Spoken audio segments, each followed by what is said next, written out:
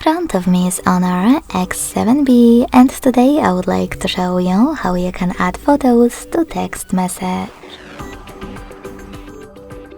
Begin by opening Messages app and selecting or creating a chat.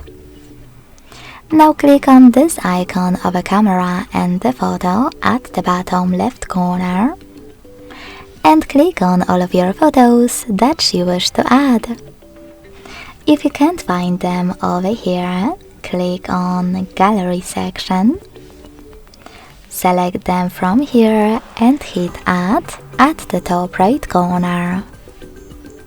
You can also select Gallery, click on Folders at the top and look for your images by clicking on Images at the top, selecting one of those apps, or clicking on those three lines at the top left corner to pick one of those sources.